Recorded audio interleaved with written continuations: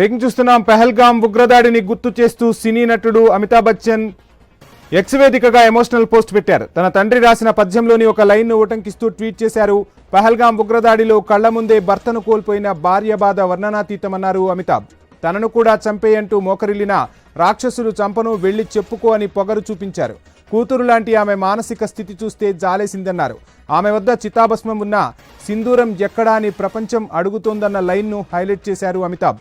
అందుకే సింధూరం ఇస్తున్నా అని ఆపరేషన్ సింధూర్ను భారత్ చేపట్టిందన్నారు. భారత సైన్యమా, నువ్వు ఎప్పటికీ వెనకడుగు వేయవు, నీ ప్రయాణం ఎప్పటికీ ఆగదు అని ఆ ట్వీట్లో పేర్కొన్నారు అమితాబ్.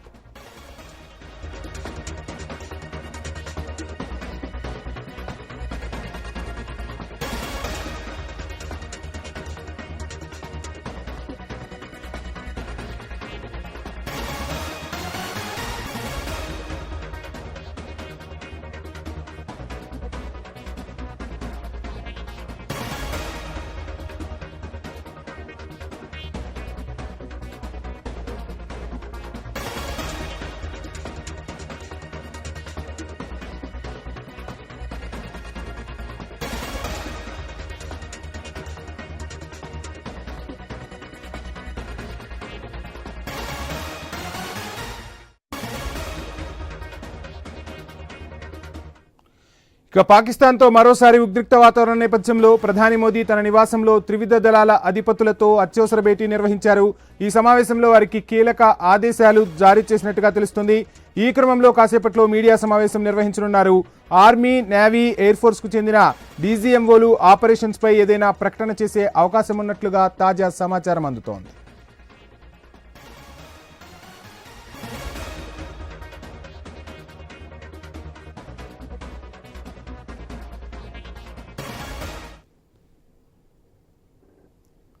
ఇక పాకిస్తాన్తో మరోసారి ఉద్రిక్త వాతావరణం నేపథ్యంలో ప్రధాని మోదీ తన నివాసంలో త్రివిధ దళాధిపతులతో భేటీ అయినట్టుగా తెలుస్తుంది. ఈ భేటీకి సంబంధించిన పూర్తి అప్డేట్స్ మా ఇన్పుట్ ఎడిటర్ శ్రీకాంత్ అందిస్తారు. శ్రీకాంత్, చూస్తూ ఉన్నాం, క్షణక్షణానికి పరిస్థితులు మారిపోతూ ఉన్నాయి. ఒకవైపు రేపు అధికారులు సమావేశం కాబోతున్నారు. సమావేశానికి ముందు ప్రధాని నివాసంలో ఏదైతే భేటీ జరిగిందో ఈ భేటీ గురించి పెద్ద ఎత్తున చర్చ జరుగుతుంది. కాసేపట్లోనే ప్రెస్ మీట్ ఉన్నట్టుగా తెలుస్తుంది. ఈ భేటీలో అసలు ఏ అంశాలు తెరపైకి వచ్చాయనుకోవాలి? సో భారతదేశం మొత్తం కూడా చూస్తే ఎక్కడ ఎవరు కూడా ఈ ఏదైతే భారతదేశం తీసుకున్నటువంటి కాల్పుల విరమణ ఒప్పందం నిర్ణయం ఏదైతే ఉందో ఈ ప్రకటన ఎక్కడా పూర్తి స్థాయిలో సంతృప్తిగా లేరు. సో ఇదే అంశం నిన్నటి నుంచి కూడా భారతదేశంలో ఒక రకంగా రగులుతున్నారు. ఇందాక మీరు ఒక మాట అన్నారు, అమితాబ్ బచ్చన్ ట్వీట్ ని ఉటంకిస్తూ చేసినటువంటి పదాలు. సో దాన్ని నిజంగా వాస్తవికంగా చూసుకుంటే గనక సింధూరం, చితాభస్మం చేతిలో ఉంది, సింధూరం ఎక్కడ అన్నటువంటి ప్రశ్న ఈరోజు దేశవ్యాప్తంగా కనిపిస్తోంది. ఆపరేషన్ సింధూర్ ఇంకా అయిపోలేదు. ఇప్పటికే భారతదేశం మొత్తం ఆల్మోస్ట్ 80% భారతీయులంతా కూడా దీనిపైన అసంతృప్తిగా ఉన్నారు. యుద్ధాన్ని మొదలెట్టి మళ్ళీ చల్లార్చుతున్నారు. పాకిస్తాన్ ఎట్టి పరిస్థితుల్లో నమ్మొద్దు, పాకిస్తాన్ని నమ్మేటువంటి ప్రసక్తే లేదు, యుద్ధాన్ని మళ్ళీ తిరిగి కొనసాగించాలంటూ ఇది దేశం డిమాండ్ చేస్తోంది. ఒక సర్వేలో భాగంగా దేశ ప్రజల నుంచి వచ్చినటువంటి సర్వే ఇది. సో ఆల్మోస్ట్ దీన్ని బట్టి చూస్తే గనక ఇక ఇప్పుడు ప్రధానమంత్రి నరేంద్ర మోడీ కూడా అటు రక్షణ శాఖ మంత్రి రాజ్నాథ్ సింగ్ తో పాటు త్రివిధ దళాధిపతులతో జరిగినటువంటి సమావేశంలో ఒకటే చెప్పారు, గట్టిగా ఇవ్వండి, వాళ్ళు బుల్లెట్ వదిలితే మీరు బాంబులు వదలండి, వారు చిన్న సౌండ్ చేస్తే మీరు భారీ ధ్వని శబ్దం చేయండి, రీసౌండ్ ఇక నుంచి కాల్పుల మోతలతోనే ఉండాలి. ఇప్పటికే ఆపరేషన్ సింధూర్ మొదలయ్యేటువంటి సమయంలోనే పీఓకేలో కాల్పులకు తెగబడుతున్నటువంటి పాకిస్తాన్ సైన్యానికి పూర్తి ఫ్రీ హ్యాండ్ ఇవ్వడం జరిగింది భారత ప్రభుత్వం. ఆ తర్వాత ఎప్పుడైతే పాకిస్తాన్ డ్రోన్లను ప్రయోగిస్తుందో, ఎప్పుడైతే సామాన్య ప్రజల్ని చంపేస్తోందో అప్పుడు మళ్ళీ భారత ప్రభుత్వం, భారత ఆర్మీ సిద్ధంగా ఉన్నామని ప్రకటించారు. ఇక నిన్న ట్రంప్ చేసిన ప్రకటన తర్వాత ట్రంప్ మధ్యవర్తిత్వం తీసుకొని 2 దేశాలు అంగీకరించినందుకు ధన్యవాదాలు, ఐఎమ్ వెరీ హ్యాపీ అని చెప్పేసి ఆయన ట్వీట్ చేసిన 3 గంటల తర్వాత పాకిస్తాన్ కనీసం మాటమే నిలుపుకోకపోగా మళ్ళీ డ్రోన్లను పంపించింది, మళ్ళీ షెల్స్ తో దాడులు చేసింది, మళ్ళీ కాల్పులు జరిపింది. దాంట్లో ఒక సబ్ ఇన్స్పెక్టర్ కూడా అక్కడ బలైపోయినటువంటి పరిస్థితి. సో ఇట్లాంటి నేపథ్యంలో ఇవాళ జరిగినటువంటి భేటీ చాలా కీలకంగా మారింది. ఖచ్చితంగా రిటర్న్ కౌంటర్ ఇవ్వాల్సిందే, ఎట్టి పరిస్థితుల్లో కూడా వదిలేసేటువంటి ప్రసక్తే లేదు. ఖచ్చితంగా వాళ్ళు కాల్పులకు తెగబడితే మనం కూడా కాల్పులకు తెగబడాల్సిందే అంటూ కూడా ఇప్పటికే చాలా కీలకమైనటువంటి మెసేజ్ ని ప్రధానమంత్రి నరేంద్ర మోడీ ఇవ్వడం జరిగింది. సో ఇట్లాంటి నేపథ్యంలో ఒకటి మాత్రం క్లియర్ గా అర్థమవుతోంది, ఆపరేషన్ సింధూర్ అయిపోయిందా అని బాధపడుతున్నటువంటి భారత ప్రజలకు ఆపరేషన్ సింధూర్ అయిపోలేదు. ఇక నుంచి పాకిస్తాన్ ఆర్మీకి పాకిస్తాన్ కు మొత్తం చుక్కలు చూపించడం ఖాయం అన్నట్టు కూడా ఆర్మీ కమాండర్లకు ఇప్పటికే ఫుల్ పవర్స్ కూడా ఇవ్వడం జరిగింది. కాల్పుల విరమణను ఉల్లంఘించినటువంటి పాకిస్తాన్ కి మన భారత ఆర్మీ కమాండర్లకు ఫుల్ పవర్స్ వచ్చాయి. సో ఇట్లా నేపథ్యంలో జనరల్ ఉపేంద్ర కూడా చాలా కీలక ప్రకటన చేశారు. ఆర్మీ కమాండర్లకు పూర్తి అధికారాలు కూడా ఇచ్చారు. ఈ విరమణ ఏదైతే ఉల్లంఘించారో మళ్ళీ సామాన్య ప్రజలపైన కాల్పులు జరుపుతున్నారు. సో ఇక ఇటు ఆపరేషన్ సింధూర్ ఇంకా ముగియలేదు. ఆపరేషన్ సింధూర్ ముగిస్తే ఆపరేషన్ సింధూర్ ముగిస్తే ఖచ్చితంగా ఇది మోడీకి చాలా తీవ్రమైనటువంటి ఎఫెక్ట్ పడుతుంది, ప్రభుత్వానికి ఎఫెక్ట్ పడుతుంది. ఇప్పటికే ట్రంప్ కు కాళ్ళబేరానికి వెళ్ళారు మోడీ. ట్రంప్ మాట వింటున్నారు. భారత ప్రజల ఆత్మాభిమానులు ట్రంప్ కాళ్ళ దగ్గర పెడతారా అని చెప్పేసి కొన్ని వర్గాల నుంచి భారతదేశం మొత్తం వినిపిస్తోంది. అసలు ఎందుకు కాల్పుల విరమణ ఒప్పందానికి మనం ఎందుకు అంగీకరించాలి, ఏ డిమాండ్స్ పైన అంగీకరించాలి? ఉగ్రవాదం పూర్తిగా అంతం చేయడమే భారతదేశ లక్ష్యం. సో ఈ సమయం పోతే మళ్ళీ రాదు. పిఓకేని ఇప్పుడే మనం స్వాధీనం చేసుకోవాల్సినటువంటి టైము. పిఓకేని స్వాధీనం చేసుకోవడానికి ఈ సమయాన్ని మించినటువంటి సమయం మళ్ళొకటి రాదు. సో ఇట్లాంటి నేపథ్యంలో ఎందుకు మోడీ నిర్ణయం తీసుకున్నారు, ఎందుకు ట్రంప్ కు బెండ్ కావాల్సి వచ్చింది అనేది దేశం మొత్తం కూడా క్వశ్చన్ చేస్తున్నారు. సో ఇట్లా నేపథ్యంలో ఇప్పుడు ప్రధాని మోడీ నివాసంలో జరిగినటువంటి సమావేశంలో పూర్తి సర్వాధికారాలు ఇవ్వడం జరిగింది. పూర్తి స్వేచ్ఛను భారత సైనికులకు ఇవ్వడం జరిగింది. ఇక నుంచి కాల్పు ఒక్క బుల్లెట్ దిగిన 100 బుల్లెట్లు వాళ్ళ గుండెల్లోకి చీల్చుకుంటూ వెళ్ళిపోతాయని ఇప్పుడు జరిగినటువంటి సమావేశంలో మనం స్పష్టంగా చెప్పొచ్చు. సో చీకటి అవుతున్న కొద్దీ ఒక టెన్షన్ కనిపిస్తోంది, ఒక ఉత్కంఠ కనిపిస్తోంది. మళ్ళీ ఇంకా బ్లాక్అవుట్ ఇంకా నడుస్తూనే ఉంది. సో నిన్నటి నుంచి బ్లాక్అవుట్లు ఇక ఎత్తేసినటువంటి రాష్ట్రాల్లో కూడా మళ్ళీ బ్లాక్అవుట్లు నడిచాయి. పంజాబ్ లో బ్లాక్అవుట్ విధించారు, రాజస్థాన్ లో బ్లాక్అవుట్ విధించారు, జమ్మూ అండ్ కాశ్మీర్ లో శ్రీనగర్ లోయలో బ్లాక్అవుట్ విధించారు. నిన్న జరిగినటువంటి కాల్పుల తర్వాత ఒమర్ అబ్దుల్లా క్వశ్చన్ చేశారు, ఏ రకమైనటువంటి కాల్పుల విరమణ ఒప్పందం ఇది? మళ్ళీ భారీ శబ్దాలు వస్తున్నాయి, మళ్ళీ డ్రోన్లు వస్తున్నాయి, ఇంకా షెల్స్ నడుస్తూనే ఉన్నాయి. సో ఇది ఏ రకమైనటువంటి ఒప్పందం అని ఒమర్ అబ్దుల్లా వేసినటువంటి ట్వీట్ కి ఇప్పుడు కౌంటర్ ఈ రాత్రికి జరగబోతోందా? నిన్న రాత్రి ఎక్స్పెక్ట్ చేసిన వాస్తవానికి ఏదో జరగబోతోందని, కానీ భారతదేశం ఎట్లాంటి నిర్ణయం తీసుకోలేదు. బట్ ఈ రోజుకి ఏం ఉండబోతోంది, ఎట్లాంటి నిర్ణయాలు ఉండబోతున్నాయి అన్నది కూడా ప్రధానమైనటువంటి అంశం. సో ఖచ్చితంగా భారతదేశ ప్రజలు ఎక్స్పెక్ట్ చేస్తున్నట్టు ఖచ్చితమైనటువంటి ఒక నిర్ణయానికి మాత్రం ఈరోజు భారతదేశం వచ్చినట్టుగా స్పష్టంగా అయితే మాత్రం కనిపిస్తోంది. ప్రధాని మోడీ కూడా ఎక్కడ తగ్గాల్సినటువంటి అవసరం లేదు అంటూ కూడా ఇప్పటికే ఒక స్టేట్మెంట్ కూడా ఇచ్చారు. అండ్ మోరోవర్ పాక్ ఆక్రమిత కాశ్మీర్ ఇప్పుడు అసలైనటువంటి సవాల్ మోడీకి, భారత త్రివిధ దళాలకు. ఖచ్చితంగా ఈ సమయంలో పాక్ ఆక్రమిత కాశ్మీర్ ను మళ్ళీ తిరిగి తీసుకొస్తాం. అండ్ మోరోవర్ కాశ్మీర్ అంశంలో మాకు ఎవరి మధ్యవర్తిత్వం అవసరం లేదంటూ కూడా ట్రంప్ ను ఇన్వాల్వ్ చేస్తూ మాట్లాడారు. ట్రంప్ మధ్యవర్తిత్వం మాకు అవసరం లేదు, మా శక్తి మాకు సరిపోతుంది అంటూ కూడా ఒక్కసారిగా అమెరికా అధ్యక్షుడికి చేసినటువంటి కామెంట్స్ కూడా ఇప్పుడు నిజం చెప్పాలంటే కూడా దేశంలో ఒక హీటు పుట్టిస్తున్నాయి. అయితే కాశ్మీర్ విషయంలో భారత్ ఎప్పుడు ఒకే స్టేట్మెంట్ మీద ఉంది.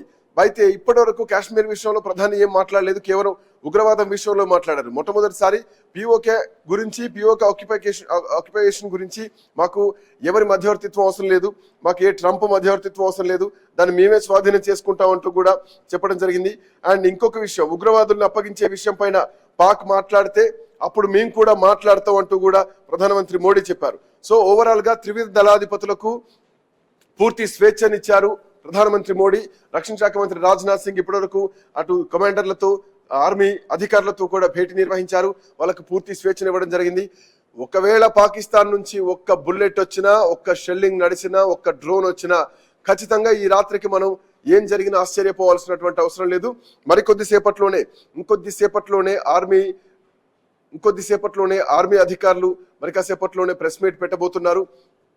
సో ఆ ప్రెస్ మీట్ లో ఎట్లాంటి నిర్ణయం ఉండబోతుందో చూడాల్సినటువంటి అవసరం ఉంది. సో నిన్న కూడా ప్రెస్ మీట్ పెట్టారు, నిన్న అర్ధరాత్రి కూడా ప్రెస్ మీట్ పెట్టారు. సో కాల్పుల విరమణ ఒప్పందాన్ని పాకిస్తాన్ తూట్లు పడిచింది. సో ఇక నుంచి ఆర్మీకి ఫుల్ స్వేచ్ఛ ఇస్తున్నాం, కౌంటర్ కి రీకౌంటర్ ఇస్తామని చెప్పేసి.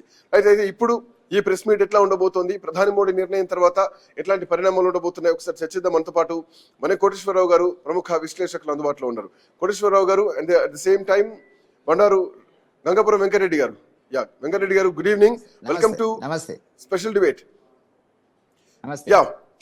వెంకటరెడ్డి గారు, ప్రెస్ మీట్లు చూస్తున్నాం. అయితే నిన్నటి ప్రెస్ మీట్ కి ఇవాళ జరిగినటువంటి సమావేశానికి చాలా తేడా ఉంది. ఎందుకంటే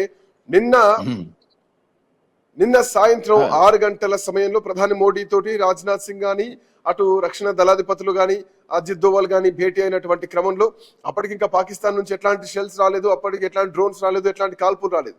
బట్ కాల్పుల విరమణ ఒప్పందం ప్రకటించిన తర్వాత ఎల్లుండి, అంటే నిన్నటికి ఎల్లుండి, రేపు 12వ తారీఖు జరగబోయేటువంటి 2 మిలిటరీ అధికారుల director of general military officers భేటీలో ఏ అంశాలు ప్రస్తావనకు తీసుకురావాలి అన్నది బహుశా నిన్న వాళ్ళ సమావేశం అయ్యుండొచ్చు. బట్ రాత్రి పరిస్థితి మారిపోయింది. రాత్రి మళ్ళీ అటాక్ దిగారు పాకిస్తాన్. రాత్రి మన సోల్జర్ ని కూడా అక్కడ కాల్ చంపడం జరిగింది. ఇంకొక 7 సోల్జర్లకి అక్కడ బుల్లెట్ల గాయాలు కూడా అయ్యాయి. సో పరిస్థితి చేయి దాటిపోయింది. ఈ రోజు జరిగినటువంటి సమావేశం అండ్ పిఓకే విషయంలో మళ్ళీ ప్రధానమంత్రి ఈ రోజు స్పష్టంగా మొట్టమొదటిసారి పిఓకే విషయంలో మాట్లాడారు. మాకు ఎవరి మధ్యవర్తిత్వం అవసరం లేదు పిఓకే విషయంలో అని చెప్పేసి. సో ఎట్లా ఉండొచ్చు ఈ రాత్రికి? గంట గడుస్తుంటే, చీకటి పడుతుంటే చాలా పరిణామాలు మారుతున్నాయి. వెంకటరెడ్డి గారు, ఒకటి పెద్దలు కోటేశ్వరరావు గారితో సహా మీకు నమస్తే. శ్రీకాంత్ గారు, వాస్తవానికి గత 10-15 రోజులుగా ముఖ్యంగా ఆపరేషన్ సింధూరు ప్రారంభమైన నుంచి ఐన్యూస్ యాజమాన్యము, ఐన్యూస్ సిబ్బంది అనేటువంటిది దేశంలో ఉండేటువంటి దేశ రక్షణ కేంద్రంగా, దేశ భద్రత కేంద్రంగా, దేశ సంక్షేమాన్ని దృష్టిలో పెట్టుకుని ఇది భారతదేశం అనేటువంటి పద్ధతుల మీరు చేస్తున్నటువంటి రాత్రనక పగలనక చేస్తున్నటువంటి మీ డిబేట్స్ కానీ, ప్రజలకు తెలియజేసేటువంటి పద్ధతి కానీ నిజంగా నేను శ్లాఘించకుండా ఉండలేకపోతున్నాను. భారతీయ జనతా పార్టీ తరఫున మీకు అభినందనలు. ఒకటి నెంబర్ 1. నెంబర్ 2, రాత్రి నన్ను డిబేట్స్ పిలిచినప్పుడు 11 తర్వాత నేను మీకు చెప్పకుండా వెళ్ళిపోయినటువంటి పరిస్థితి. ఎందుకంటే నేను చాలా అనీజీగా ఫీల్ అవుతున్నాను. నేను జరిగినటువంటి విషయంలో భారతీయ జనతా పార్టీ అధికార ప్రతినిధిని అయినప్పటికీ కూడా నేను మాట్లాడింది కొంత మీకు అర్థమైంది. రాత్రి ప్రొఫెసర్ శేష్ గారు ఒక సందర్భంలో అన్నాడు, మీరు అధికార ప్రతినిధి అయినప్పుడు కూడా పద్ధతిలోనే మాట్లాడుతున్నారు, వాస్తవ ప్రజా కోణంలోనే మాట్లాడుతున్నటువంటిది. వాస్తవానికి అదే లైన్ వల్ల జరుగుతున్నటువంటిది. భారతీయ జనతా పార్టీ నిన్న జరిగినటువంటి కొన్ని ల్యాప్సెస్ కనపడుతున్నటువంటిది, వాటి అన్నిటి కూడా కవర్ చేసుకునేటువంటి ప్రయత్నం లోపల ఇవాళ ప్రజల యొక్క అభిప్రాయాల సేకరణ ఆధారంగానే ఇవాళ నిర్ణయాలు ఉంటాయి. ఒకటి, కాశ్మీర్కు సంబంధించినటువంటి సమస్య మేము ఇప్పుడు ట్రంప్ గారు చెప్పినటువంటిది ఏమిటి? కాశ్మీర్కు మేము మీడియేట్ చేస్తాము, పరిష్కరిస్తాము. ఆయనకేం హక్కు ఉందండి? కాశ్మీర్ అనేటువంటిది గుర్తుపెట్టుకోండి, నాన్ నెగోషియబుల్ ఇష్యూ. అది నెగోషియబుల్ కాదు. కాశ్మీర్, జమ్మూ కాశ్మీర్ భారతదేశంలో ఒక భూభాగము. గత 70 సంవత్సరాలుగా మనం చెబుతున్నటువంటిది. అది చర్చలకు వచ్చేటువంటి ఐటమే కాదు. కాబట్టి వాళ్ళు అది చెప్పబోతారు అనేటువంటి స్పష్టంగా కనబడుతుంది. రెండవది, నిన్న జరిగినటువంటిది ఏదైతుందో ఇక్కడ మనం ఇంకా డిఫెన్స్ ఫోర్సెస్ తోని, ఎక్స్పర్ట్స్ తోని, రక్షణ శాఖ మంత్రితో, ప్రధానమంత్రికి సమావేశాలు జరుగుతుండగానే మరి ట్రంప్ గారు తన ఎక్స్లో ట్విట్టర్లో పెట్టడం జరిగింది, పరిష్కారం ఇద్దరి మధ్యన యుద్ధ విరమణ జరిగింది అనేటువంటి పద్ధతి లోపల. ఇది తప్పు. ఎందుకంటే చెప్తే మనం చెప్పాలి. చివరికి వాళ్ళ మాట్లాడేటువంటి రియల్లీ అప్రిషియేట్. ఇప్పుడు ఓవైసీ గారు మాట్లాడింది, ఆ విషయం చెప్తే మోదీ గారు చెప్పాలి తప్ప ట్రంప్ గారు కాదు అనేటువంటిది. అదే భారతదేశంలో ఉండేటువంటి పౌరుల యొక్క దేశభక్తి అనేటువంటిది ఇది ఒక ఉదాహరణ కింద నేను చెప్పడం జరుగుతుంది. సైద్ధాంతికంగా ఎన్ని డిఫరెన్సెస్ ఎవరితో ఉన్నప్పుడు కూడా పార్టీ పరంగా అది జరగాలి. అది నేను కోరుకున్నటువంటిది. కాబట్టి ఇవల్ల మధ్యవర్తిత్వం అవసరం లేదు. పిఓకే అనేటువంటి తప్పకుండా పరిష్కారం అయ్యేటువంటి సమస్యల లోపల చర్చకు ఒక అభిప్రాయానికి వచ్చే లోపల ఉంటది అనేటువంటిది భారతీయ జనతా పార్టీ యొక్క అభిప్రాయంగానే నేను నాకున్న సమాచారం మేరకు నేను భావిస్తున్నాను. కాబట్టి నిన్న జరిగినటువంటి ఆ కమ్యూనికేషన్ గ్యాప్ను భారతీయ జనతా పార్టీ దేశంలో ఉండేటువంటి ప్రజల యొక్క అభిప్రాయాలు దృష్టిలో పెట్టుకుని వాటిని సరిదిద్దుకుని వాళ్ళ ముందుకు వచ్చేటువంటి అవకాశం ఉన్నది. కాబట్టి ఒక్క ఇంచ్ భూమి కూడా పిఓకేలో పాకిస్తాన్కి పోవడానికి వీల్లేదు. ఏ త్యాగాలకైనా సిద్ధంగా ఉండాలా. దేశం మీద దాడి. వెంకటరెడ్డి గారు, ఇక్కడ ప్రజలంతా, దేశ ప్రజలు ఆపరేషన్ సింధూర్ పేరు పెట్టడమే, అంటే పెహల్గాం దాడి జరిగిన దాని తర్వాత ఆపరేషన్ సింధూర్ అనే పేరు ఇంకా గుండెల్లోకి వెళ్ళిపోయింది, ఇంకా చాలా ఎమోషనల్ గా తీసుకెళ్లిపోయింది.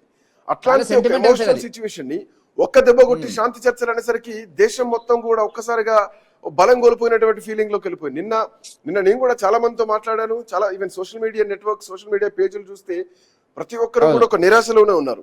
ఎవరు చర్చలకు సిద్ధంగా లేరు. నీతి ప్రసంగాలు మాకు అవసరం లేదు, ఒక్క దెబ్బ కొట్టి వెనకడుగు వేయొద్దు, ఇది భారతదేశ కీర్తి ప్రతిష్టలకు, భారతదేశ యుద్ధ భూమికి సంబంధించినటువంటి విషయం. మనం యుద్ధాలు చేసి గెలిచినాం తప్ప ఏ రోజు వెనకడుగు వేయలేదు. ఒక్క దెబ్బ కొట్టి వెనకెందుకు రావాలి, పోయి స్మాష్ చేసేద్దాం పా అని చెప్పేసి దేశ ప్రజలు కోరుకుంటున్నారు.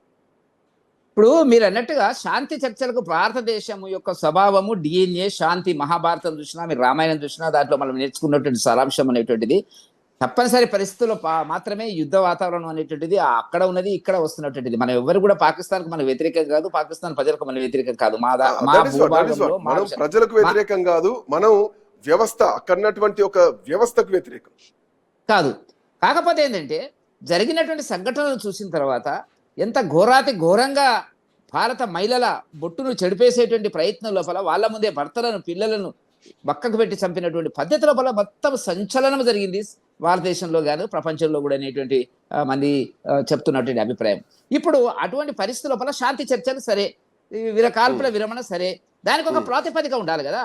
దానికి ఇప్పుడు మనకు మీడియాలో, ఇప్పుడు వాళ్ళ మీడియాలో వస్తున్నటువంటిది ఏమిటి, అమెరికా నుంచి మా వాళ్ళు కొంతమంది ఫోన్ చేసి చెప్తుంది ఏంటంటే మేమే గెలిచినాము, వాళ్ళు ఓడిపోయినరు అనేటువంటి పద్ధతిలో వాళ్ళ సహజ సిద్ధమైనటువంటి ఆ ప్రచారం ఏదైతే వాళ్ళు ఉన్నదో వాళ్ళ అది మనకు కొద్దిగా ఎఫెక్ట్ అయింది. కాబట్టి మనం ఒకవేళ వాళ్ళ చర్చలకు, ఇప్పుడు మనం చేసినటువంటి దాడికి, మనం చేసినటువంటి దాన్ని తట్టుకోలేనటువంటి పరిస్థితుల్లో వాళ్ళ ఎయిర్ బేస్లన్నీ కూడా పూర్తిగా ధ్వంసమైన తర్వాత వాళ్ళ కాలబేరానికి వచ్చి బహుశా ట్రంప్ గారిని అడుక్కుంటే అడుకోనివ్వండి. పెద్దన్న పాత్రగా అక్కడ కూడా ఇదని యూనివో కాదు కదా ట్రంప్ గారు, అక్కడ ఆయన పెద్దన్న పాత్రగా మనకు సంబంధాలు ఉన్నాయి, సరే సెటిల్ చేస్తామంటే చేయనివ్వండి. వెనకటి గ్రామంలో, కోటేశ్వర గ్రామంలో, తెలంగాణ ప్రాంతంలో ఆ ఊర్లో ఉండేటువంటి దొర సెటిల్ చేస్తే కాదు కదండి, ఎట్లయితుందండి? ఎట్లా?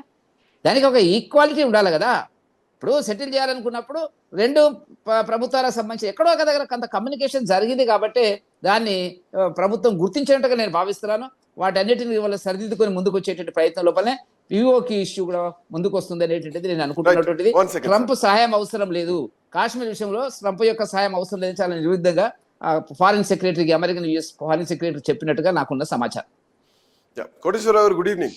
ట్రంప్కి ఏమో అవసరం, ట్రంప్ అత్యుత్సాహం ఎందుకు, అసలు భారతదేశంతో ఎట్లాంటి చర్చలు జరుపుతున్నాం అని చెప్పేసి ప్రజలకు కూడా చెప్పలేదు, ప్రజలకు ఇన్ఫర్మేషన్ కూడా లేదు. ప్రభుత్వ పెద్దలు మాట్లాడుకొని ఒక పోస్ట్ పెట్టేసి 2 దేశాల మధ్య చర్చలు అయిపోయినాయి, 2 దేశాల మధ్య యుద్ధం ముగిసిపోయింది. అసలు పాకిస్తాన్ గురించి ఏం తెలుసు, భారతదేశం గురించి ఏం తెలుసు, కాశ్మీర్ వ్యవస్థ గురించి ఏం తెలుసు, పిఓకే ఆక్యుపేషన్ గురించి ట్రంప్కి ఏం తెలుసు? ఇచ్చిన స్టేట్మెంట్ ని భారత్ ఎందుకు యాక్సెప్ట్ చేయాల్సి వచ్చింది? అసలు ముందే ట్రంప్ ప్రెస్ మీట్ కంటే ముందు ట్రంప్ ప్రకటించడమే చాలా ఒక్కసారిగా దేశం మొత్తం కుదేలైపోయినటువంటి పరిస్థితి. ఇప్పుడు దేశం మొత్తం ఒకటే గట్టి ఒక వాదన వినిపిస్తోంది, ఏంటంటే శాంతి కాదు కావాల్సింది, శాశ్వత పరిష్కారం కావాలి. శాశ్వత పరిష్కారం తీసుకురాకపోతే ఈ దేశ గళాన్ని ఇప్పుడు ప్రభుత్వాలు పట్టించుకోకపోతే ఇది చరిత్రలో మరొక ముద్రపడిపోతుంది ఈ ప్రభుత్వాలకు, ఈ నాయకులకు. ఇప్పుడు శ్రీకాంత్ గారు, దేశాల మధ్య ఉండేటువంటి సంబంధాలు లేదా దేశాల మధ్య ఉండేటువంటి సమస్యలు, వీటిని జనంలో ఏ విధంగా మనం చైతన్యపరచాలి, జనాన్ని ఏ విధంగా సమాచారం ఇవ్వాలి అనేటువంటి దాని మీద తాత్కాలిక ప్రయోజనాలకు లేదా మనోభావాలను సొమ్ము చేసుకోవాలని ఎవరైనా ప్రయత్నిస్తే అటువంటివి వాళ్ళకే ఎదురు తంతాయి అనేటువంటిది మనకి తాజాగా జరిగినటువంటి పరిణామాలు, నిన్న జరిగినటువంటి పరిణామాలు స్పష్టం చేశాయి. నేను ఈ ఉద్రిక్తతలు ప్రారంభమైన తర్వాత సోషల్ మీడియాలో, ఫేస్బుక్ లో ఒక పోస్ట్ పెట్టాను. యుద్ధం కనుక జరగకపోతే మీడియా సంస్థలు నరేంద్ర మోడీ గారిని కూడా సహించేట్టు లేవు, మీడియాలో ఉన్నటువంటి యాంకర్లు వీళ్ళు అంతగా రెచ్చిపోతున్నారు అనేటువంటిది దాని సారాంశం. అంటే ఇప్పుడు పాకిస్తాన్తో కావచ్చు, చైనాతో కావచ్చు, మరొక దేశంతో సమస్యలు ఉంటే వాటిని సామరస్యపూర్వకంగా పరిష్కరించుకోవాలి. ఎందుకంటే నరేంద్ర మోడీ గారు యుద్ధాల యుగం కాదు అని చెప్పేసి ఆయన గతంలో చెప్పినటువంటి మాటలు మనకు తెలిసిందే. అందువలన కానీ రెండో వైపు దేశంలో ఉన్నటువంటి సోషల్ మీడియా ద్వారా లేదా అధికార పక్షానికి చెందినటువంటి వాళ్ళు కానీ లేదా వాళ్ళ మిత్రులు కానీ ఏ విధంగా ఏమైనా సరే ఇప్పుడు యుద్ధాల యుగం కాదు అని చెప్పేసి ముందే ప్రధాని ఈ మాట అనడం జరిగింది. పెహల్గాం దాడి తర్వాత కూడా దీన్ని అనడం జరిగింది. 2 దేశాలు యుద్ధం చేయడం కాదు, ఆ దేశంలో ఉన్నటువంటి ఉగ్రవాదాన్ని ధ్వంసం చేయడమే భారతదేశం యొక్క ఏకైకమైనటువంటి లక్ష్యం. ఎందుకు అందరు రెచ్చిపోవాల్సి వస్తుందంటే ఒక ఇంటి ఆడబిడ్డ, మనింటి ఆడబిడ్డ కళ్ళ ముందే భర్తను చంపేస్తే ఒక భారతీయుడిగా ఖచ్చితంగా రెచ్చిపోతారు. యుద్ధాన్ని ఖచ్చితంగా ఎక్స్పెక్ట్, యుద్ధం మీన్స్ ఆ ఆ ధ్వంసాన్ని ఎక్స్పెక్ట్ చేస్తారు. ఎవడైతే ఇంటికి వచ్చి చంపిపోయాడో ఆ క్రూరత్వాన్ని ఖచ్చితంగా చంపేస్తారు. సో ఆ విషయంలో సోషల్ మీడియా యాక్టివ్ అయి ఉండొచ్చు. ఆ విషయంలో ఇంకొకటి పాయింట్ ఎందుకు వస్తుందంటే, త్రివిధ దళాలకు ఫ్రీ హ్యాండ్ ఇస్తున్నాం అని వాళ్ళు చేసిన ప్రకటనే. సో ఈ ప్రకటన వెనకాల మనలాంటి వాళ్ళు చాలా మంది రకరకాల అనాలిసిస్ చేస్తూ ఉంటాం. దాంట్లోంచి ప్రజల్లోకి వెళ్తారు. ఒక ఎమోషనల్ ని మనం బ్యాలెన్స్ చేస్తూ తీసుకెళ్తా ఉంటాం. దీనికి ప్రభుత్వాలు కొంత మనకు లీక్స్ ఇస్తూ ఉంటాయి. లీక్స్ కాదు, స్టేట్మెంట్లే ఇస్తున్నాయి, మనం చూస్తున్నాం కూడా. అందుకనే ఇప్పుడు ఏదైనా ఎత్తుగడలు లేకపోతే పరిస్థితిని గమనించి తగినటువంటి విధంగా కనుక లేకపోయేట్లయితే, నిన్న యాక్చువల్ గా ఒక ప్రధానమంత్రిగా నరేంద్ర మోడీ గారికి నిన్న సాయంత్రం 5 గంటల వరకు దేశంలో వచ్చినటువంటి మద్దతు కానీ లేదా అభిమానం కావచ్చు, లేదా ఆయన చాణక్యుడిగా అప్పటి చాణక్యుడిగా పొగిడినటువంటి వాళ్ళందరూ కూడా ఆ తర్వాత జరిగినటువంటి పరిణామాలతోటి ఏ విధమైనటువంటి ప్రతికూలమైనటువంటి స్పందన వెలువడుతూ ఉందో మనకి రాత్రి నుంచి స్పష్టం అవుతా ఉంది. అందువలన ఇక్కడ మనం గమనించాల్సింది ఏంటంటే, ట్రంప్తో వ్యవహారం అనేటువంటిది మనకి, ట్రంప్ కావచ్చు లేదా అమెరికా అధ్యక్షుడు ఎవరైనా సరే, ట్రంప్ అనేటువంటిది ఇప్పుడు అధ్యక్షుడిగా ఉన్నాడు లేదా గతంలో ఒకసారి ఉన్నాడు.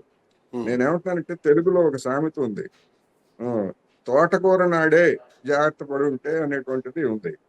5-6 సంవత్సరాల క్రితం ఇదే ట్రంప్ అధ్యక్షుడిగా ఉన్నటువంటి 5 సంవత్సరాల క్రితం అధ్యక్షుడిగా ఉన్నటువంటి ట్రంప్ 8 సార్లు వివిధ సందర్భాల్లో కాశ్మీర్ విషయంలో నేను మధ్యవర్తిత్వం వహిస్తాను, ఇమ్రాన్ ఖాన్ నన్ను అడిగాడు, నరేంద్ర మోడీ గారు కూడా నన్ను అడిగారు అని చెప్పేసి బహిరంగంగా చెప్పినప్పుడు మన నరేంద్ర మోడీ గారు నోరు తెరిచారా? అప్పుడు ఎందుకని తెరవలేదు?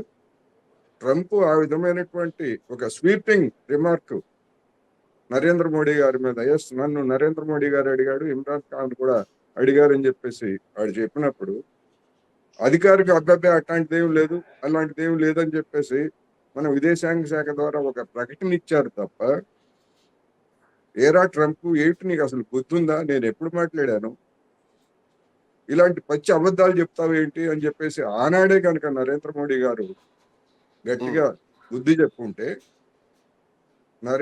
ట్రంప్ కానీ లేదా జేడి వ్యాన్స్ కానీ ఆ తర్వాత ఇష్టం వచ్చినట్టు మాట్లాడటానికి అవకాశం ఉండుండేదా? ఎందుకని మాట్లాడలేదు ఆ రోజు? ఇప్పుడు చేతులు కాలిన తర్వాత ఆకులు పట్టుకున్నట్టు రియాక్షన్స్, ప్రతికూలమైనటువంటి రియాక్షన్స్ వచ్చిన తర్వాత, సరే ప్రతికూలమైన రియాక్షన్స్ వచ్చినా రాకపోయినా నిన్న జరిగినటువంటి పరిణామాల తర్వాత మనం తీసుకోవాల్సినటువంటి జాగ్రత్తలు తీసుకోవాల్సిన అందులో ఎలాంటి సందేహం లేదు, దానికి దీనికి సంబంధం లేదు.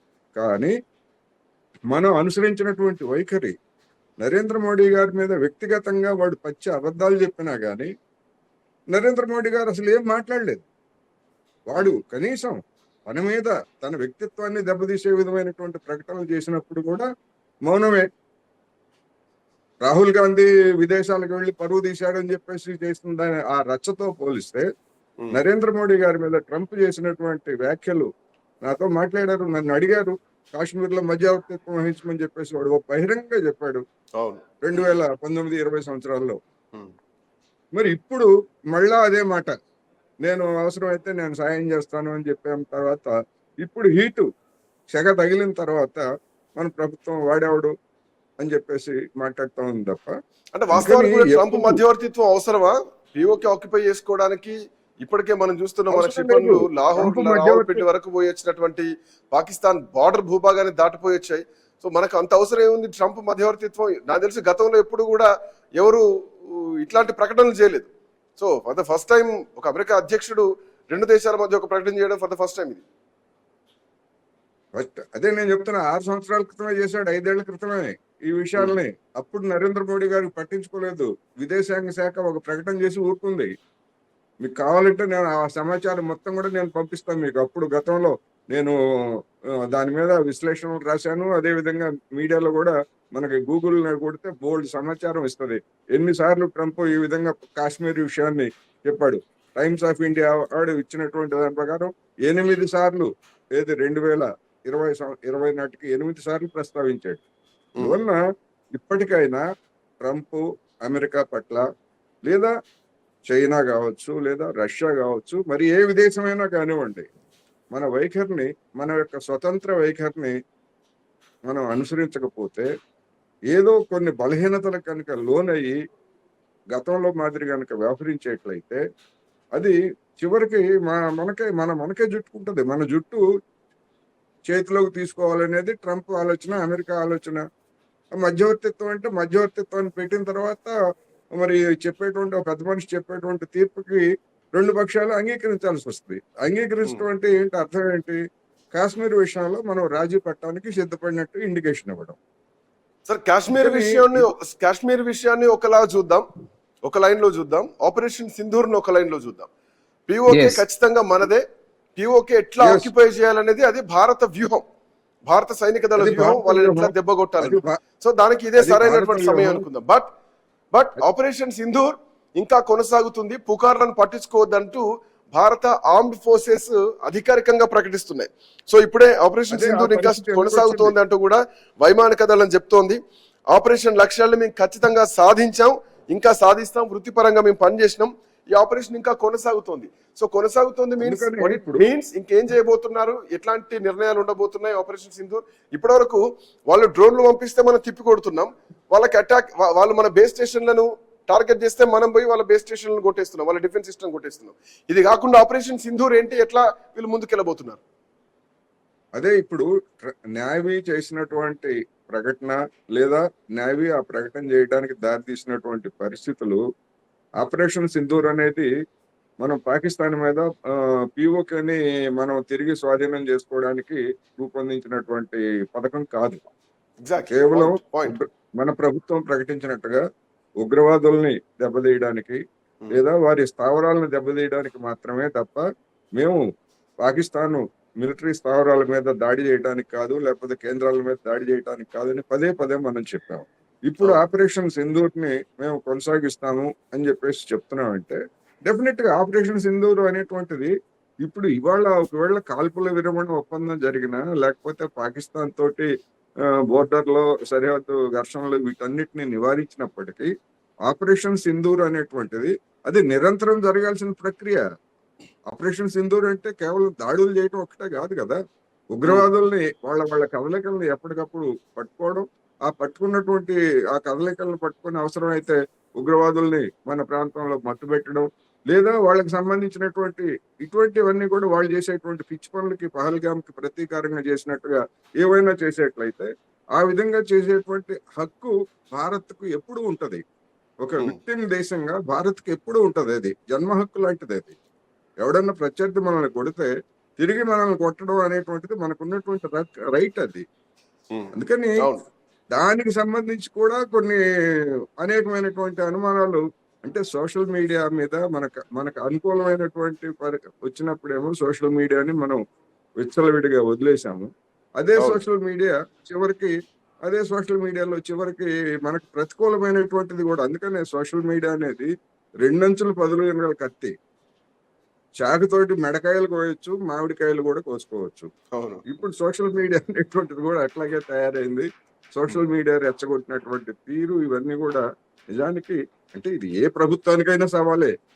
నరేంద్ర మోడీ గారు ఇప్పుడు ఉన్నారని కాదు, నరేంద్ర మోడీ గారు ఉన్నా లేకపోతే ఇంకోళ్ళు ఉన్నా ఇవాళ ఉన్నటువంటి ఎన్విరాన్మెంట్ అలా ఉంది కనుక అందుకని ఇప్పటికైనా నిజంగా ట్రంప్ అసలు మరి మన ప్రభుత్వము ట్రంప్తో వాళ్ళు హడావిడి చేసి ఆ మొత్తం అంతా క్రెడిట్ నాదే, నేనే చేశాను, అభినందనలు ఇతర రెండు పక్షాలకు అని చెప్పేసి చెప్తా ఉంటే ఆ చెప్పిన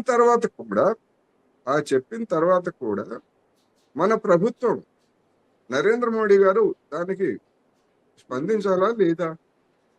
ఎందుకు స్పందించలేదు? ఇది కదా సమస్య. ఇప్పుడు మౌనం కూడా ఒక ఎత్తుగడ. అది చాణక్యుడు చెప్పాడు, అప్పటి చాణక్యుడు, ఇట్లాంటివన్నీ కబుర్లు చెప్తుంటారు. మరి ఆ మౌనమే ఇప్పుడు ఆయనకి మెడకు చుట్టుకుంది కదా. ఆ మౌనం ఏ విధమైన ఎలాంటి ప్రమాదకరంగా ఇప్పుడు ఆ మౌనమే దేశం మొత్తం ప్రశ్నిస్తోంది. ఈ మౌనం వెనుక ఏం సమాధానం ఉండదనే ప్రశ్నిస్తోంది. అదే అందుకనే ఇప్పుడు ప్రతి సందర్భానికి మౌనమే సమాధానం అని కనుక అనుకున్నట్లయితే దెబ్బతింటారు. మరి మనం చూసాం మన అంతర్గత విషయాన్ని మణిపూర్కి సంబంధించినటువంటి అంశంలోనే ఆయన మౌనం ఏ విధమైనటువంటి విమర్శలకు దారితీసిందో చివరికి మణిపూర్ వెళ్ళటానికి 2 ఏళ్లుగా అయింది. మణిపూర్ వెళ్ళటానికి ఆయన ఇప్పుడు సన్నహించాల్సినటువంటి పరిస్థితి వస్తుంది. మన దేశంలోనే, మన ప్రాంతంలోనే, అక్కడ ఉన్నది వాళ్ళ ప్రభుత్వమే. ఎందుకు ఈ విధమైనటువంటి పరిస్థితి తెచ్చుకోవాలనేదే సమస్య.